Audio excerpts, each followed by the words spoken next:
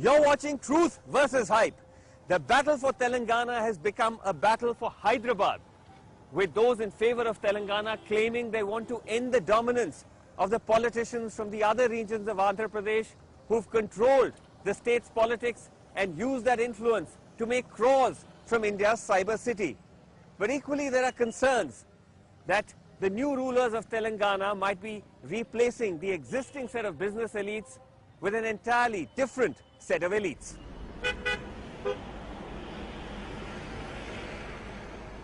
On the western edge of Hyderabad is the Lanco Hills luxury township.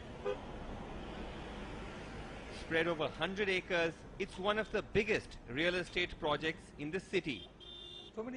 The brainchild of Lagadapati Rajgopal, Congress MP from Vijayawada near coastal Andhra Pradesh, founder of the 600 crore Lanco Group and a fierce opponent of Telangana. See what I'm saying, as united Andhra Pradesh, we prospered a lot in the last 60 years.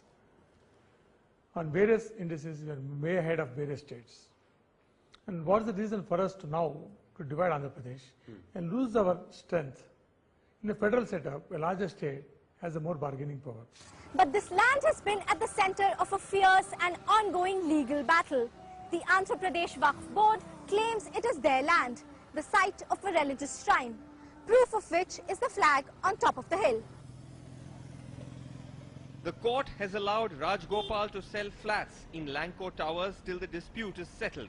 But to his critics, the project explains his anti-Telangana stance.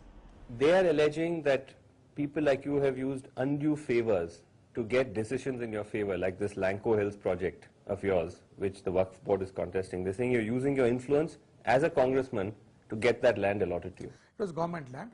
In that, ISB was given, and Urdu Academy was given, and Infosys was given, MR, so many people were given in that area.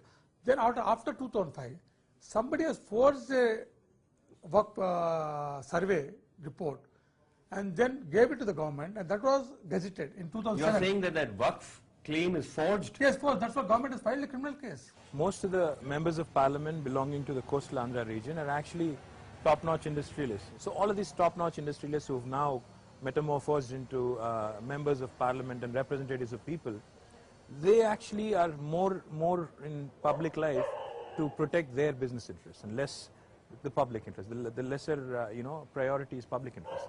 The list of Andhra Pradesh's contractor politicians from the coastal regions is long.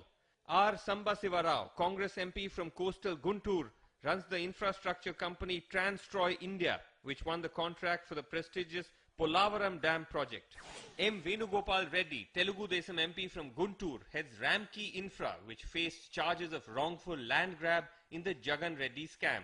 People do not know anything about our financial position. And the most recent addition to the Union Cabinet, K. Samba Rao, from again coastal Andhra Pradesh and founder of Progressive Constructions, named by the World Bank in a list of contractors who allegedly paid bribes to secure highway contracts. The Telangana leaders feel that a lot of the big businessmen come from the coastal region, Rayalaseema region. They are really in this to loot Hyderabad. That is a slogan. And exploit Hyderabad. That is a slogan, and that is an excuse to impress upon the people of the country where there is no truth about it. There's nothing like that. Absolutely. The TRS argument goes like this, that while the seat of the Andhra Pradesh government is located here in Hyderabad, of the 16 chief ministers since when the state was formed, only 4 have been from Telangana. a striking discrepancy, given that Telangana accounts for about a third of the assembly. And they say that bias is even greater when one looks at the higher levels of the state bureaucracy. In absolute numbers, you were telling me in the secretariat, out of 3,800 employees, you're only 500 odd.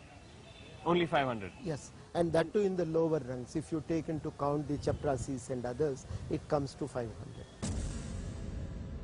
The counter-argument is that for a cabinet berth or higher level postings, there are no reservations, but they're based on merit.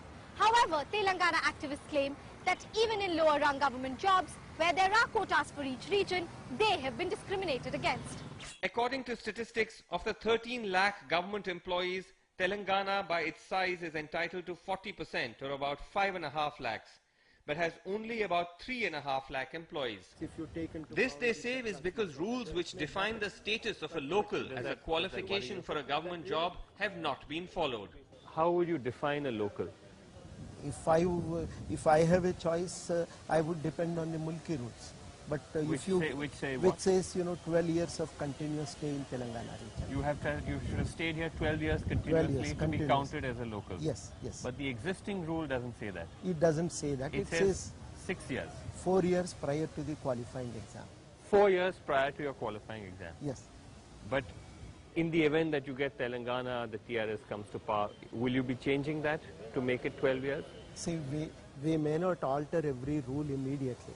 But what is very important is that Existing rules should be implemented.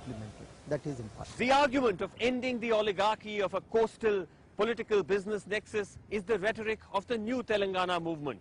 No longer about a neglected backward region, but about self-rule, where supposedly a Telangana government will be more fair to Telangana entrepreneurs. An argument that comes with its own risks.